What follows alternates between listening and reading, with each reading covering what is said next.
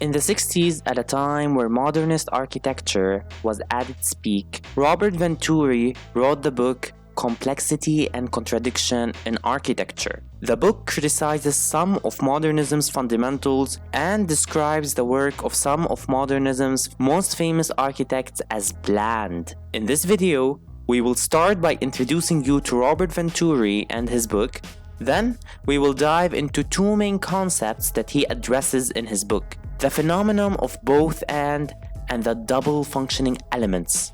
Before we begin this video, make sure to subscribe to our channel for more videos like this, and now let us investigate. Robert Venturi, an American architect of the 20th century, urges architects to leave some of the principles that characterized modernist architecture. He talks about the diversity that can be seen in architecture, highlighting it in examples from various eras and architectural movements. He talks about a non-straightforward architecture, an architecture that isn't pure or clean, but rather an architecture that is complex, hybrid, compromising, and distorted.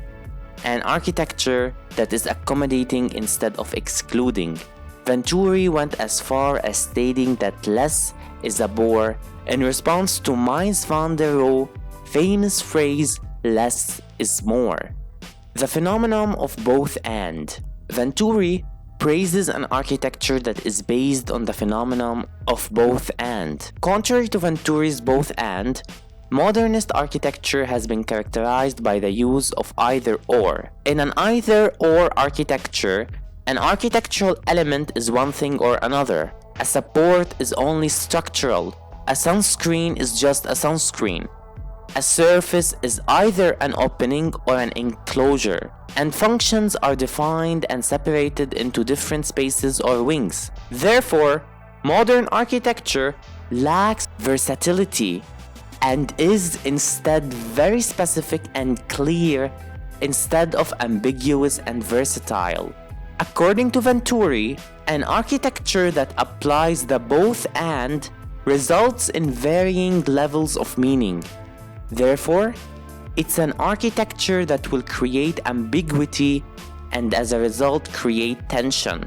We can identify the use of both and in architecture when describing it using the conjunctive yet. For example, an architecture that is closed yet open. An architecture that has a simple exterior yet a complex exterior. A symmetrical architecture yet asymmetrical in some aspects. The conjunctive yet describes an architecture of contradiction. This contradiction could apply to the perception of architecture, as the same element could mean something or another depending on our location. Let's take Christ Church in Spitalfields as an example. The church can be perceived as both a wall and a tower. At its bottom, it is terminated by buttresses perpendicular to the approaching streets. However, its top evolves into a spire that is seen from all sides and dominates the skyline as a landmark. An architecture of both and could include contradictions in meaning such as big and little, closed and open, continuous and articulated, round and square, structural and spatial. The double functioning element. The idea of both and could apply to an architecture's meaning and to apply to an architecture's functionality.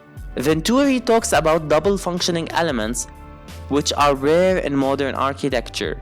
Rather, in modern architecture, elements are separated and their functions are usually singular. For example, in modern architecture, the structure is separate from the enclosure. This can also be seen in the details where each element is separated in modern architecture and has a single function. A versatile element is rare in modern architecture. But we can see versatile elements in modern architecture in some cases. A column is sometimes used to create a sense of enclosure or a sense of direction in a space, all while also supporting the structure of the building.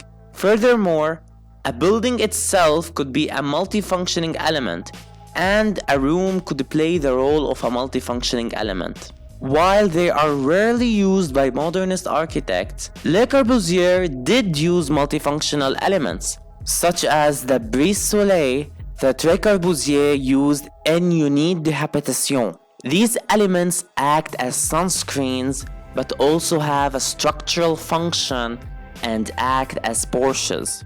What do you think of Venturi's view towards modernist architecture and the concept of both and versus either or? Are you a fan of architecture of complexity and contradiction, or architecture of simplicity? Let us know down in the comments which team are you. Thank you so much for watching, and we will see you in the next video.